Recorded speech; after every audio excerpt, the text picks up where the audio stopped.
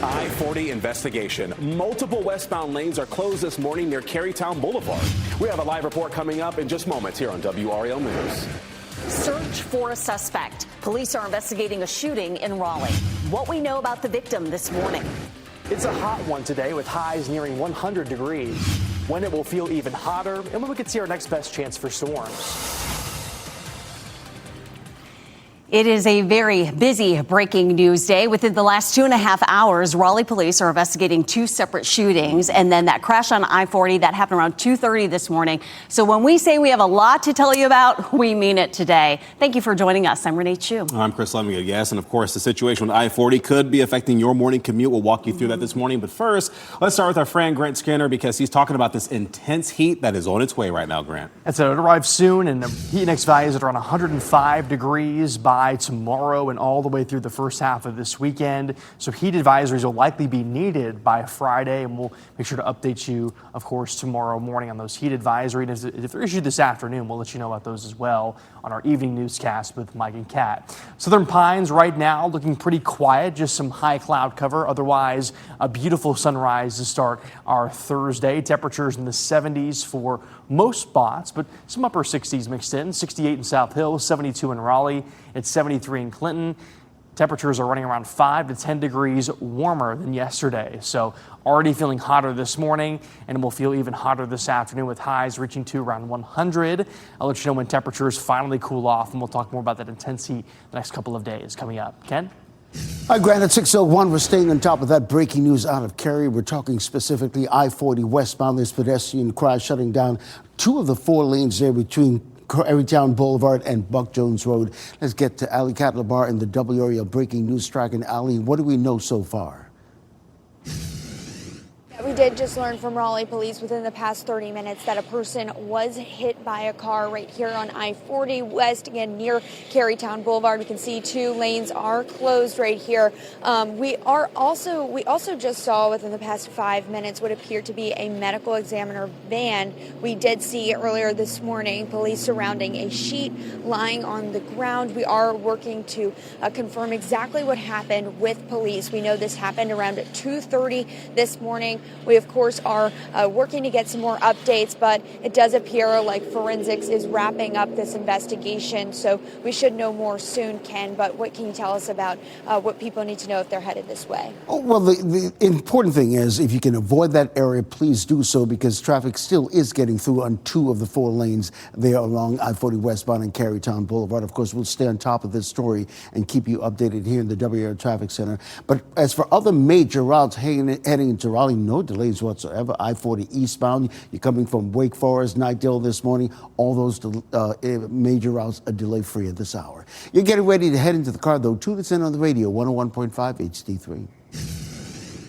Happening now in the WRAL Live Center, we have an update to some breaking news that we've been following this morning in Raleigh. This is on Magnolia Court, this scene here off of Lynn Road in the North Raleigh area. Raleigh police have confirmed that they are investigating a shooting. They tell us that 1 person was injured. They are expected to be okay. And we're still working to learn more information here about if any arrests were made, any information about a suspect. You can see Raleigh police still on scene. We've seen forensics on scene. Looks like this is a apartment building that's been taped off here. So again, this investigation is still underway. We're asking questions to Raleigh police to learn more, but 1 person injured in a shooting here on Magnolia Court. We're also following this breaking story in Raleigh this morning. Another shooting being investigated on Cragburn Lane in the Hedingham neighborhood. Let's get to Kelsey Coffey. She's been there for a little while now on the WRAL Breaking News Tracker. Kelsey, police have not made any arrests yet. Yes, Chris, just within the past 10 minutes, we did get new information about the shooting that happened here on Cragburn Lane in the Hedingham neighborhood in Raleigh. Police say that a woman was hurt during this shooting. She is expected to live. As far as what led up to this shooting, that's the main question that we're asking this morning. Police say that they are still searching for that shooter. We did notice that police were focusing part of their investigation on a car, but it seems like they've moved on since then. We'll be sure to keep you updated on what we find out. Kelsey Coffey, WRAL News, live in Raleigh. Not only that, we are trying to learn more about the person responsible for a high-speed chase overnight that spanned 2 counties. Video shows where the chase ended near Old Cotton Gin Road in Sampson County. Highway Patrol says the chase started near NC 242 in Johnston County. It reached speeds of around 100 miles per hour. Troopers say the driver ran into the woods after the chase. There is no word on any arrests. Firefighters in Cary responded to this early morning house fire. Flames broke out at a home on Holland Bend Drive near Mooresville Road. The WRAL Breaking News Tracker arrived on scene around 4 this morning. You can see a garage and a car inside were badly damaged. The Cary Fire Chief says everyone did make it out of the home safely. Nobody was hurt. Well, Raleigh Restaurant Week, it is getting started today. And ahead of this, restaurants are addressing concerns about the cyclospora outbreak. Right now, more than 216 cases have been confirmed in Wake County. 5 people have been hospitalized, and restaurants are taking added precautions to ensure their customers stay safe. This is why we spoke with the culinary director from Empire Eats. It operates several restaurants in downtown Raleigh. And he said they haven't made any changes to their menus yet, but they are confident in their ingredients. We buy all of our supplies from certified purveyors, so we have good confidence and a great relationship with them. We talk to them about, is there any sort of other awareness or any other steps we need to take so we know what to do. And he said if the Wake County Health Department or the FDA issues a specific advisory about a specific food source, they are ready to change menus. Raleigh Restaurant Week runs through July 26th. Happening today with triple-digit heat on the way, cooling stations will be reopening in Wake County. This is at least the 3rd time this summer the county has had to do so. During business hours, people will be able to cool off inside Wake County Health and Human Services centers, regional centers, and libraries. In Franklin County, we spoke with Marcus Richardson. His family believes that the previous heat wave and failed air conditioning led to the death of his 71-year-old grandmother, Shirley Richardson.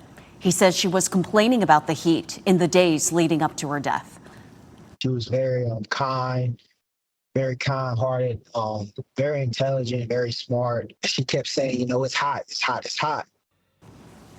We've reached out to the Office of the Chief Medical Examiner to confirm Shirley Richardson's cause of death. In the meantime, Wake County does have other resources available to keep people cool, including Cool for Wake.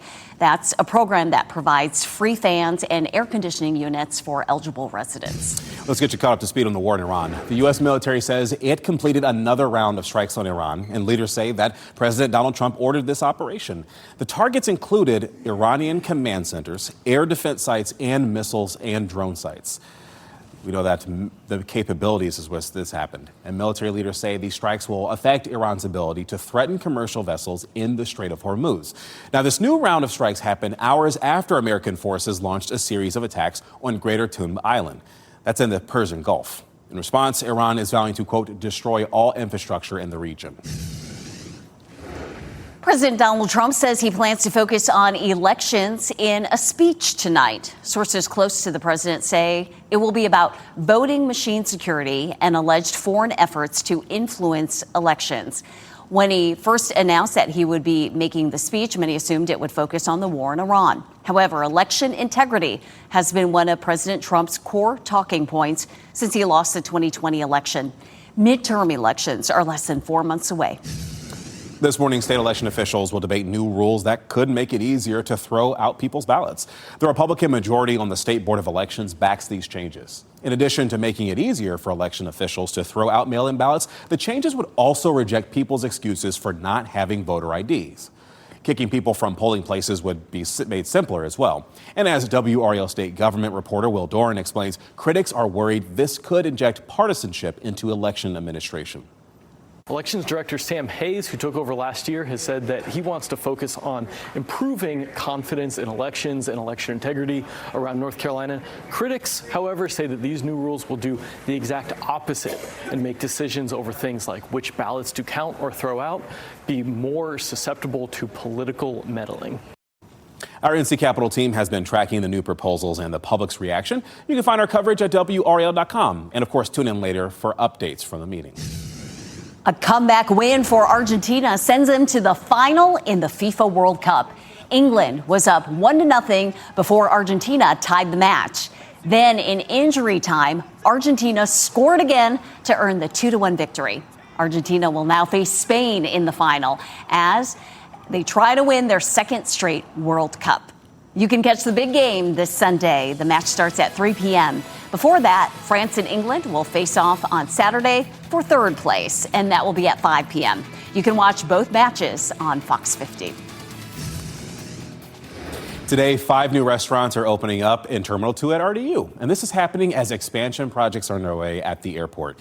This includes a 24-hour lounge that will open later this year, an expansion of the arrival areas, and new security checkpoint lines. A settlement shortchange. North Carolina's Attorney General is not happy about the settlement between Comores and the EPA. Why Jeff Jackson says a judge should reject it. And a hiring breakdown. Police officers facing criminal charges are resigning only to get hired in a different city or town. WRAL Investigates looks at how these officers are back on the job somewhere else.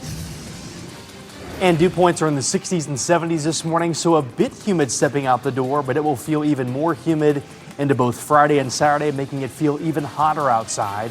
I'll let you know how intense the heat will be the next couple of days coming up. And here are your winning Powerball numbers: 5, 25, 36, 40, 48. The Powerball is 3 and the multiplier is 2.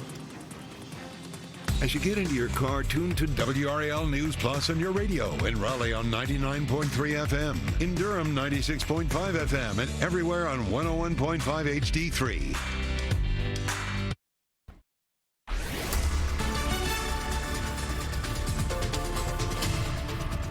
It's 6:13 on this Thursday morning. A view from the coastline. Some extra cloud cover, some high clouds there. Otherwise, some folks getting out early to enjoy the not as hot temperatures this morning. It's still mild and a bit humid, but not quite as hot. Also, the rip current risk is lower for really our southern half of our beaches, but then to the north over to Ocracoke Island Beach, into the Outer Banks. We have a moderate risk for rip currents there, so just make sure to watch out for those local beach flags if you're headed to the coastline.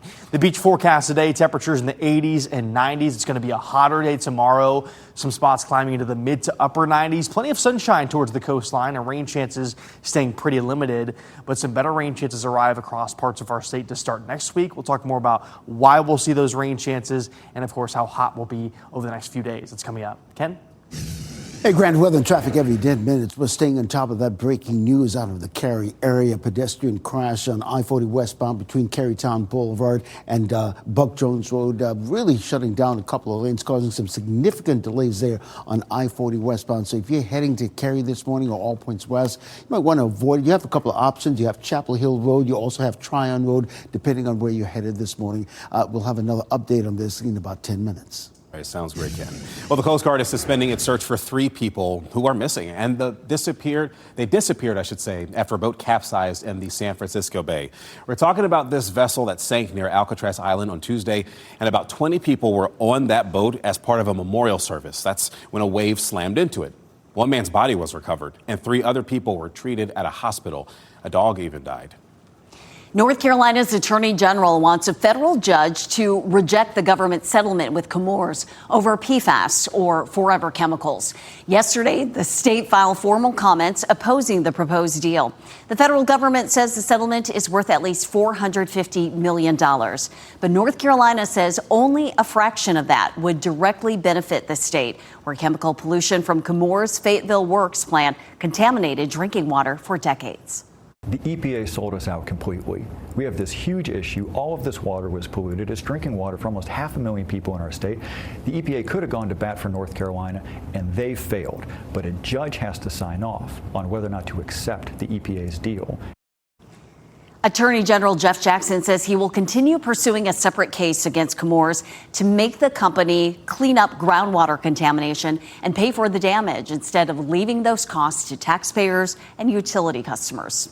Officers facing criminal charges are resigning only to get hired elsewhere. WRAL Investigates' Megan Clorty has a preview of her investigation into the hiring process that airs tonight on WRAL News at 6.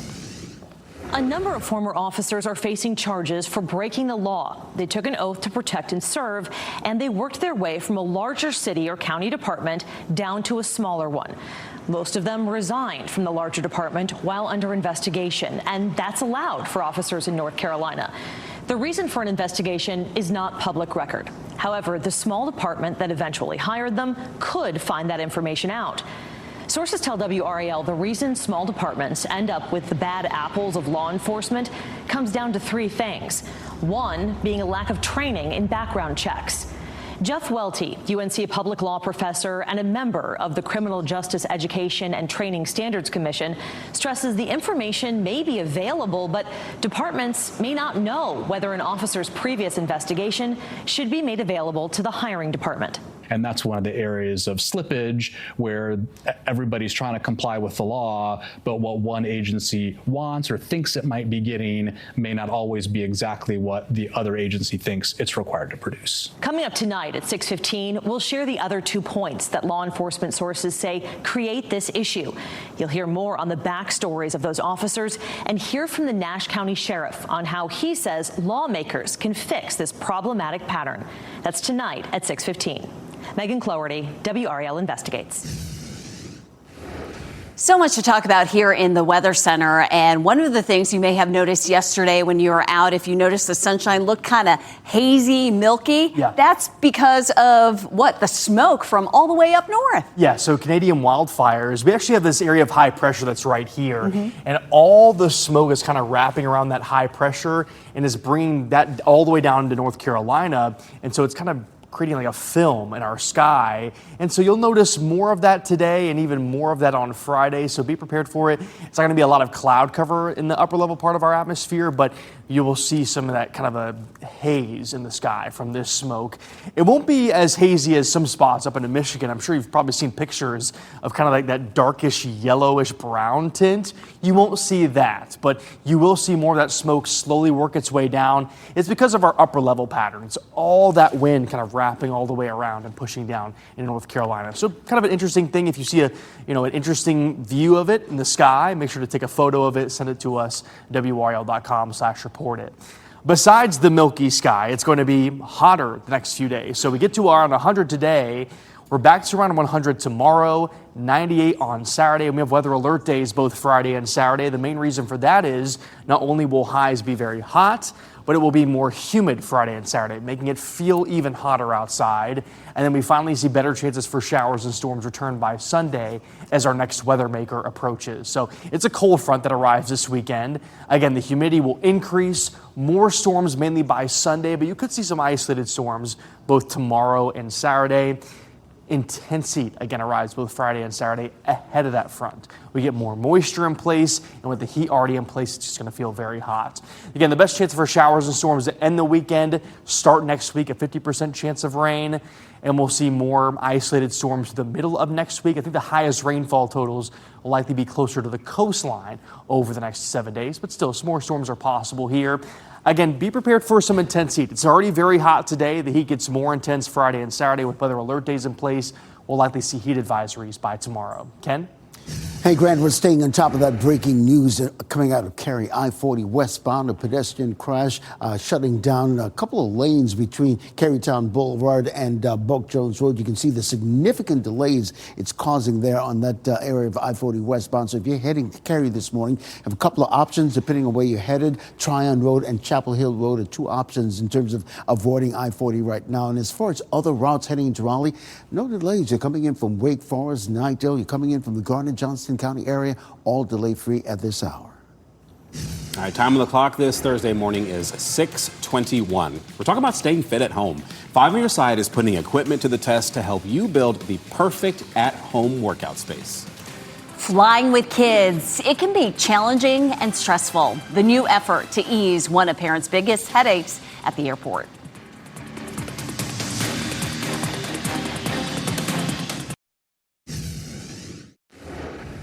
At RDU, TSA airport checkpoints could become easier for families, and that's thanks to a bipartisan bill currently making its way through Congress. You see, this bill would lead to expanding a TSA program designed to make airport checkpoints easier for families.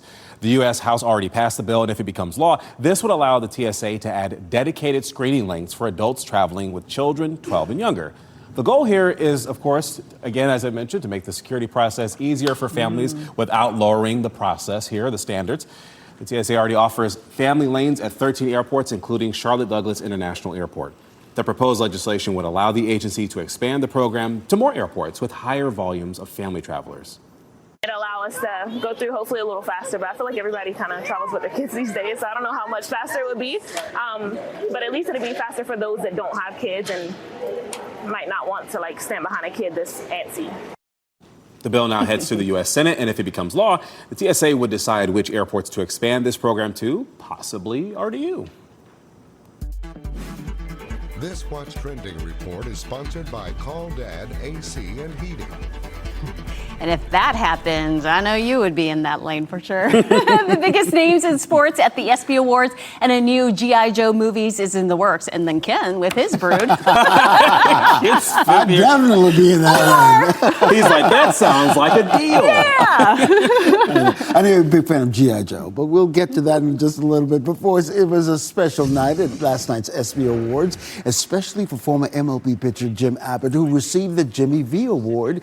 Abbott was born without a right hand, but that did not stop him from playing in the big leagues for 11 years, even throwing a no-hitter when he played for the New York Yankees. Such an inspiration. You know, the Jimmy V Award is named after former NC State basketball coaching legend Jim Valvano. It's given for athletes that show incredible perseverance. Certainly Abbott is one of those. Yeah, he was one of the great ones. So, actor and comedian Danny McBride will be stepping behind the camera for his next project. He will direct a new G.I. Joe movie that he wrote himself. This will be his directorial debut. So we don't know the plot, we don't know the release date, but again, he's going to be behind this, the movie being produced by Paramount.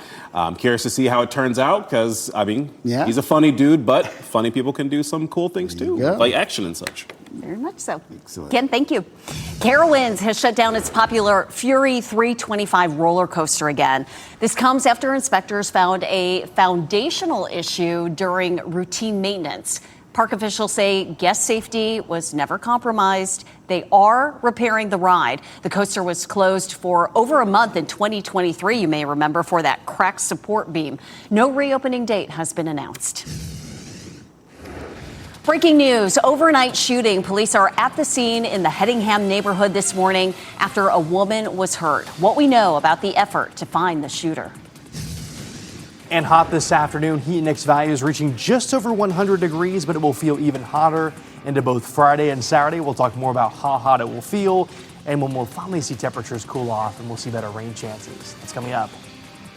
And let's go and get you a look at your winning NC Education lottery numbers right here on your screen.